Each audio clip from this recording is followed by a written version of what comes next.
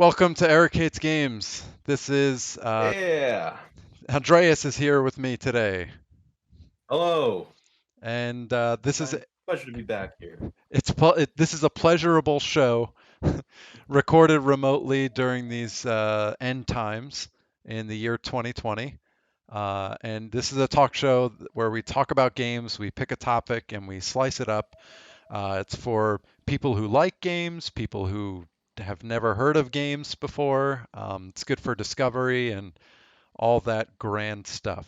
Basically, you know, we like games. Well, I hate games, but we generally love games and we love different aspects of them. So we take the aspects, chop them up, and talk about them.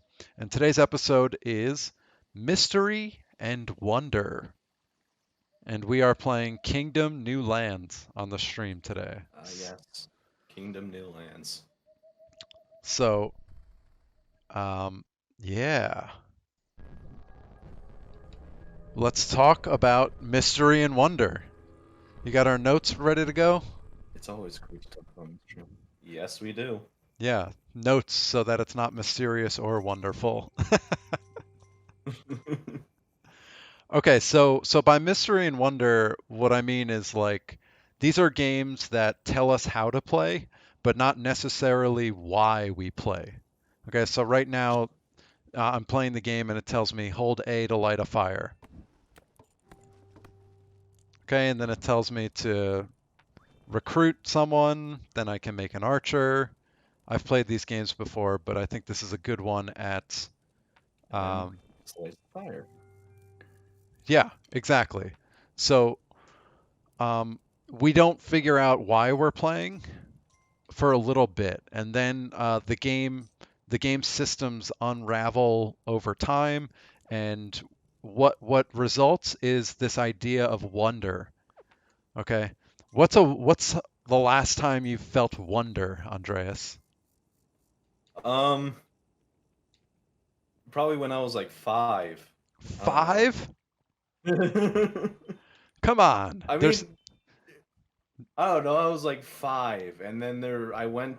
I remember going to. I remember I went to an EB Games for the very first time because e back then EB Games was like the big dog on campus when it came to game stores, okay. and it was at my local mall. And it was like my first time in the game store and just seeing all the games and all the setups they had playing with the consoles. I was just like, wow, it like blows the 5-year-old minds. Like all these video games in one place. Yeah, yeah. I It's bigger than Toys R Us. EB Games was bigger than Toys R Us. You know what was I mean, reminiscent? What I remember of EB Games over Toys R Us is what? that Toys R Us, at least when I was growing up, they had walls. All the walls of games were just slips, paper slips, and you would take Oh the wow. paper slip and you would bring it up to the front desk, and they would And they would have like the cartridge and they would just hand it to you. Oh yeah, wow. they gave it to you. So you didn't like pick up the box and inspect it and look on the back and things like that. So it's a little bit of a different time. But anyways, I just broke this tutorial. Hopefully I can still play. Oof. That's what I get for playing out of That's the order. mystery and wonder of breaking the tutorial. Yeah, exactly. But there's no game you can think of recently that you felt like you were unraveling a mystery, not just the story of the game, but like why you're playing or what's going on. And maybe you felt like, whoa, that is what's going on. No game has done that to you recently? I would have to say, don't. I think don't. No, actually, Don't Starve. I don't know if you guys ever heard of Don't Starve. All the viewers watching. Hmm. Don't Starve is a like. It's a game. It's a weird like Macrobee horror-ish survival game. So what the game does is you go through like the little intro cutscene, and then it just kind of throws you down into the game world. It doesn't really tell you anything. It doesn't tell you what to do. It tells you maybe simple stuff like to move around and to pick up objects. Yeah. So you're picking up like grass, you're picking up sticks, and then you're just literally half the game is just picking stuff up, crafting them together, and seeing what makes what. So Mm. then through various trial and error, then you start building a bunch of stuff. And then as you're going around, you're going through the motions, you're building everything, you're crafting. Then the bigger overall story of why you were thrown into the game world as it was starts to finally like unravel a little bit by a little bit. Yeah. And I mean, oh, it's just like the wonder of it comes from not knowing what's happening next. It's like there's knowing what's going to happen in a game, like what you're doing. Say you're playing something very linear, you're playing just something in general, and if you know what's going to happen next, so that wonder, that amazement, that mystery kind of just dissolves itself. Mm-hmm. Like say you're playing Resident Evil 2 when you're going down, it's like, oh, I know this is going to happen to Leon or going to happen to Claire. So I don't the mystery of it, especially if you're playing the remake and you played the originals, like I know what's going to happen. Right, So the right. mystery kind of isn't there. But when you're playing something that you don't know what's going to happen next, that mystery of that wonder of, okay, cool, I finally crafted enough stuff where I can progress and find out what's going to happen next Right, is right. very rewarding. And the wonder comes, for me at least, the wonder comes from unveiling these new systems. Okay, so the mysterious things that I'm referring to are not just the plot beats, right? Not like, oh, there's a twist in the story, but Mhm. instead, like in Kingdom, I learned how to hire an archer, right? And then I don't really know what the archers Mhm. do. I mean, I can guess they have a bow and arrow. But now when I'm running around, if Mhm. I see an archer near a bunny, the archer shoots the bunny, bunny drops a coin. Yep. Okay, now I've the mystery of the system, the economy system in this game is now unveiled. And now I understand that in order to, one way, not the only, but one way to get coins in this game is to let my archers hunt. Hmm. Okay, And and also talking about, sorry. yeah, yeah, yeah. Go ahead, go ahead. No, also talking about Kingdom, and especially like once you find out like the simple task of stuff like the archers go and hunt rabbits for coins, and then you have like your soldiers. Once you know their basics, that's fine. But then you get to a point where you realize there are multiple uses you can have for your archers. Like a little on in the game, you find like you make like archer towers, Yep. and your archers automatically, like at night when the monsters come from both sides, they'll climb up to the towers and start shooting at the monsters too. Even that tiny, tiny thing where at night the monsters come in, uh, they didn't Hmm. tell me that. The last piece of advice I got in this tutorial, which I don't think the original game had a tutorial, so they probably got pressured into doing it for accessibility. But the last thing that this game told me was build, explore, defend. Okay, and that last word defend kind of Hmm. hints that, uh-oh, I might have to survive, but I don't know that things are coming at night until that first time that like the purple goblin runs at you and you lose your crown. And then you're Yeah. like, "Whoa, what? What is going on here?" And you mentioned in Don't Starve, that's a game that's all about trial and error, right? Mm. If you play it, uh, It's to just to me, I call it the correct way to play Don't Starve, which is without the internet. Right? yeah. Because if there's one, Never use the internet for anything. yeah, if there's one thing that ruins all mystery in the world, it's the internet, right? Like we have an abundance of information about everything. Do you want to know how long it takes for a tree to grow? You could ask someone, or you could wait a couple hundred years, or you could just look it up. What's going to be fastest? That's not a great example, but but I was talking about how many leaves are on a tree the other day, and like I started thinking about it, and then I was like, I'm just gonna look this up. Why would I care? Like, I'm not gonna do any calculations. This is stupid. But games, Hmm. at least, if you want to maintain the sense of wonder, games, in my opinion, should be played with a minimal amount of strategy guide or oh, whoa, like what? This guy just dropped a whole bunch of coins for me. What did I do to deserve that? I don't know. I'm going to pay Yeah. him 1 coin and see where he goes. I know the Yep. answer because I've played this game quite a lot. But um, anyways, what are some ways that games can obscure the goals, right? Usually games are like, all right, here's how you play chess. The point is to kill the king or check the king. In these games that we're discussing, they obscure your goals, meaning they don't really tell you the goals. And what are some ways they can do that, Andreas? Um, Definitely like a repeated sense of play, Yeah. like how you're doing with Kingdoms right now, is just all you have to do is just repeatedly do the same stuff you do.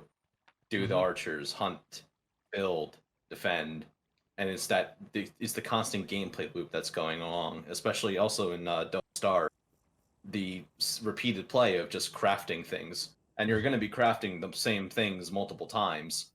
Like, for example, there's a campfire that you craft, and the campfire is there at night, and you fill it up with logs and different other stuff to keep it going. Hmm. And it runs out after a while, and you can, like, if you're moving to a new place, you deconstruct that and you move, and then you have to build it again, and you have to keep supplying it with. So it's an endless loop of getting trees, getting stones, building campfire, making sure campfire goes, destroying campfire, and just doing all over again in another place.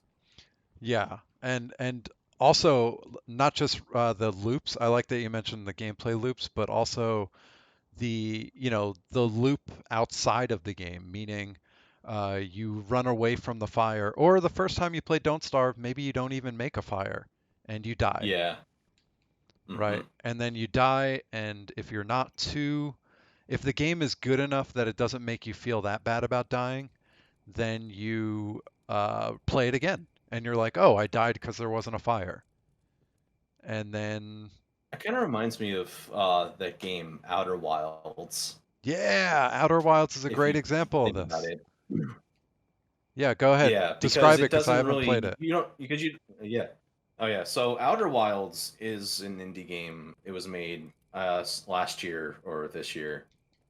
Depending on the Um year it's you're about watching you're this. basically a space explorer. Yeah. You're a space explorer essentially, and you're going into space. And your main goal is literally to just scout the planets. You're going on other planets and finding things. And then this is nifty little mechanic. Um, if you die, you get sent back, and then everything kind of resets, but all the memories that you had from when before you died are still like stored in your like computer or whatever. So if you discover something on a planet, you're jotting it down. It's like, ooh, there's this mountain or whatever, and it's saved to your computer. When you die and you spawn back, it's like a time loop. You go like back in time to when you before you go on your spaceship. Hmm. So it's like the entire world resets to that point, but everything on your computer, everything you have in your ship stays like on your shit doesn't reset. So everything you've had about information about plants and everything is still on your computer. And what that does is now you know, okay, so now I know that this place is dangerous, or this place is dangerous. I won't go back, and then I'll just go somewhere else and try to figure out how to get through that. Right, right. So that through that repeated play and dying and losing, you you don't just learn as a player, but your character learns more because, like you said, um, in the story of the game, you retain your memories, which is really neat. Mm-hmm. That's like a mechanic in the game. Um, there's also,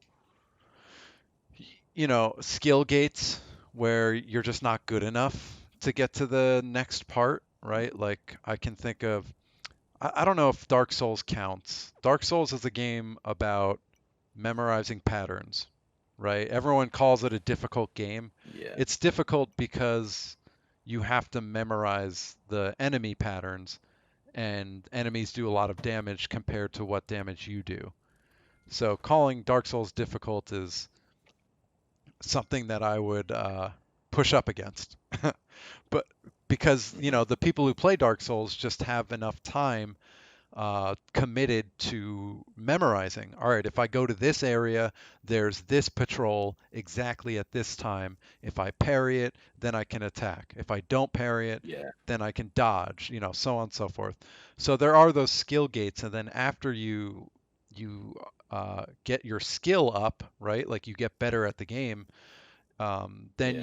you explore more, and the mystery of this area is revealed to you, and you get to the first Mhm. boss, right? And the first boss is a whole entire in it of itself. That's a whole lesson in mystery because you don't know the skill set, right? Yeah. Yeah, I mean Dark Souls to me, I say this every time. Dark Souls is just Mega Man, but in 3D with like clunky combat. Just a more like gothic horror Mega Man. Yeah, it's gothic horror Mega Man, exactly. Because Mega Man's all Also, I about mean, that. also on the subject of skill gates, there's also ability. Yeah. Yeah, yeah, yeah. So, Also, there's so ability gates essentially. Say you're in a game. mhm, I'll give an example. There's a game called Journey to the Savage Planet. It came out in the beginning of the year.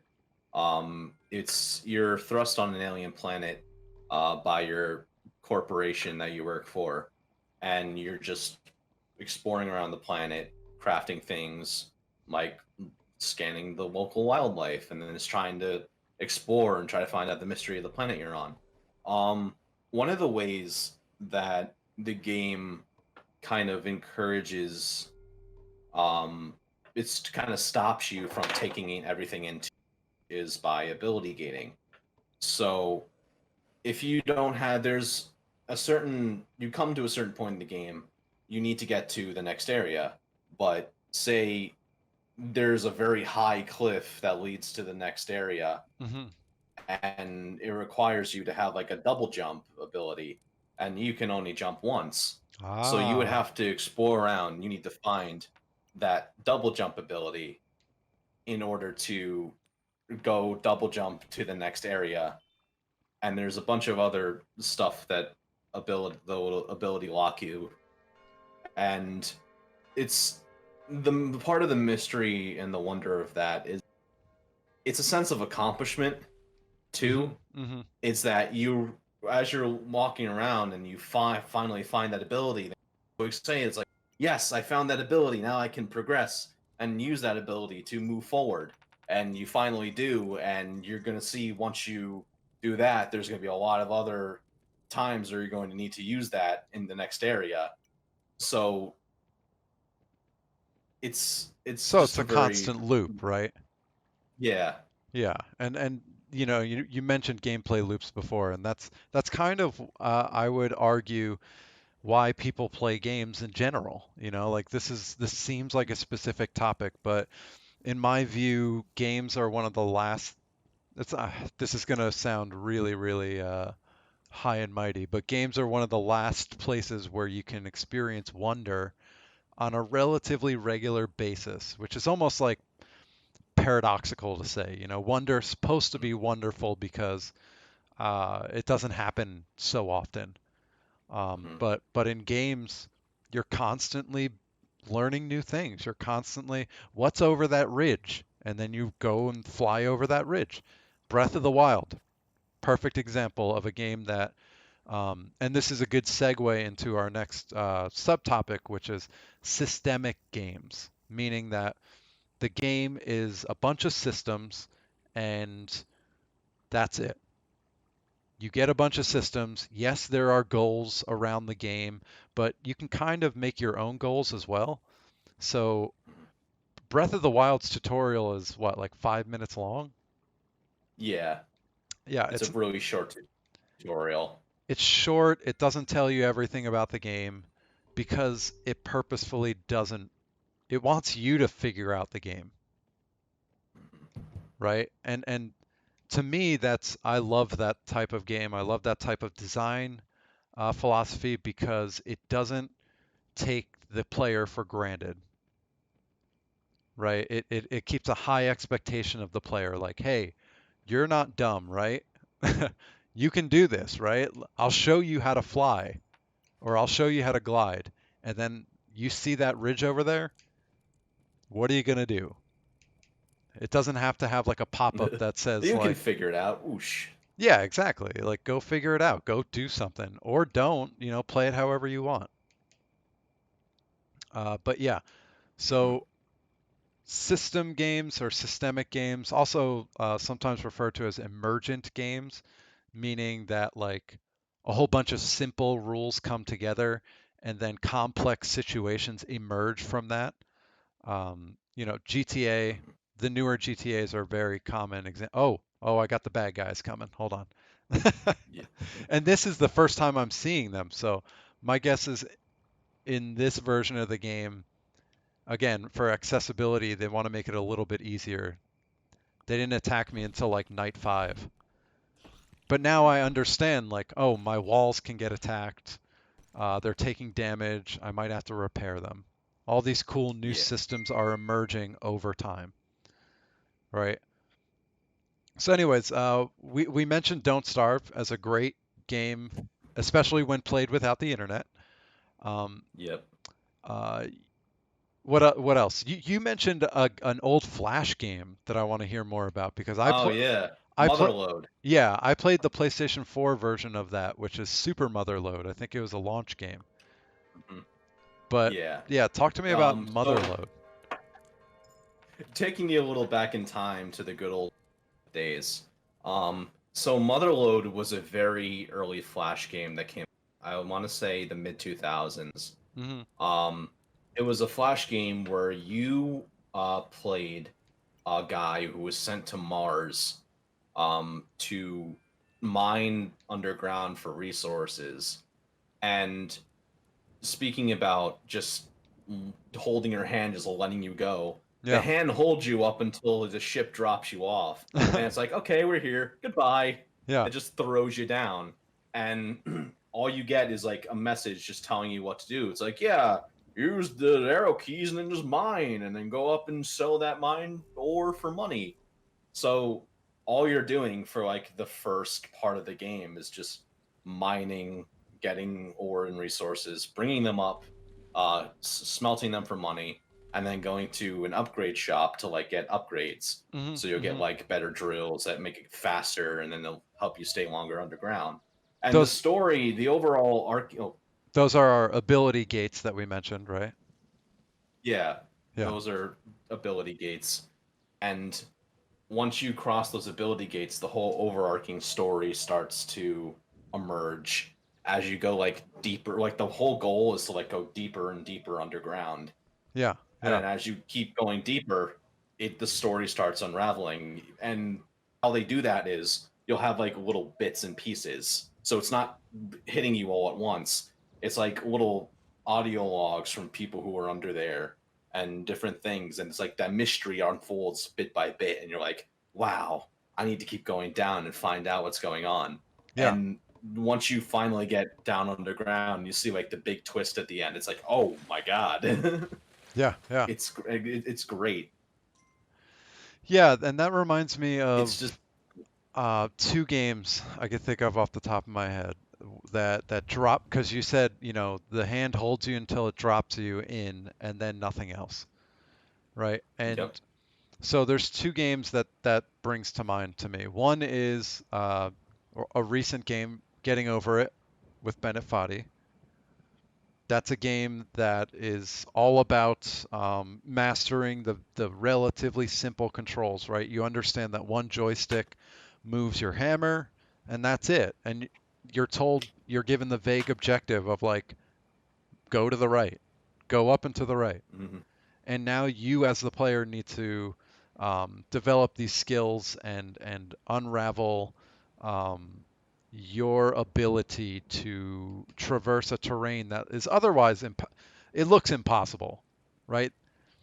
And I think impossibility might be one of the things that you find in these mystery and wonder games where like I'm supposed to do what?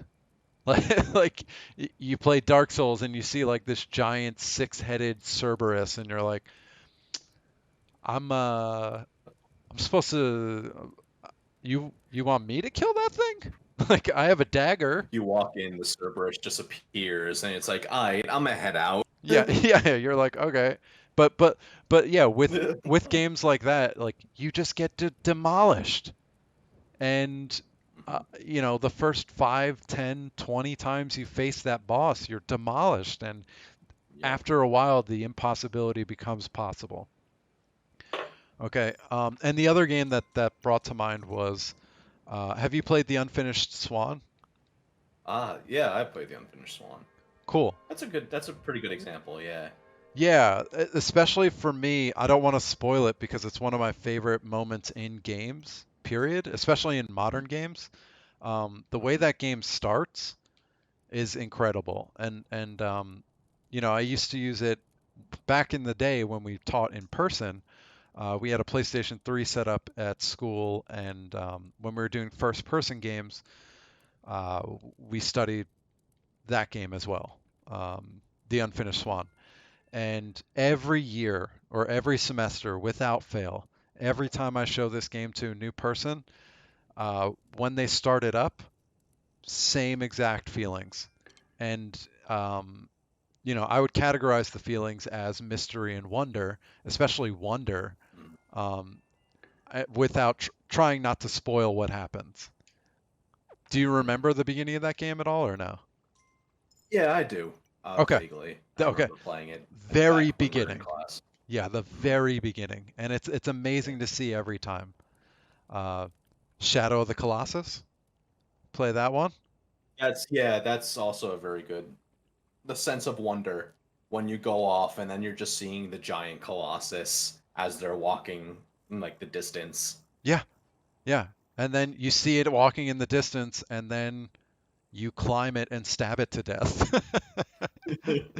But no, that's like taking this very intimate, cinematic, expertly crafted game and boiling it down into its boring objectives, which is find big things, kill them now.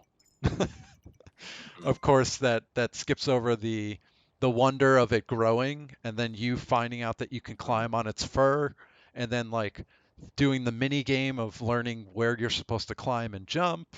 That's a fantastic game for wonderment. Uh, yeah. And then the last like genre I think that this is tailor made, wonder, um, and mystery, I would say is probably a genre you're very familiar with, Andreas, which is adventure games. Yep. This, Adventure games are great for that for wonder and amazement. yeah, have you played Isle, for example? Isle, yes, I've Isle is my favorite. Okay, so Isle is my I'm gonna do a little like backstory here. So this was back in your critical gameplay class when we were on the top adventure games. Yeah. And one of the games of that, like we had a few to play was Isle. Hmm. Now, Isle is great because it's so basically you're just a random guy in a grocery store and you're in the frozen food aisle Hmm. and there's a woman and there's like a you're there and there's like a woman other woman with a shopping cart there and one of the things you could do is you type in stuff that you're going to do That's all you can do. and that's all you can do Yeah. and part of the a big part of the wonder and amazement is finding out exactly what you can do Hmm. sometimes with very hilarious results. Testing your So limits. Yeah. one of testing the limits.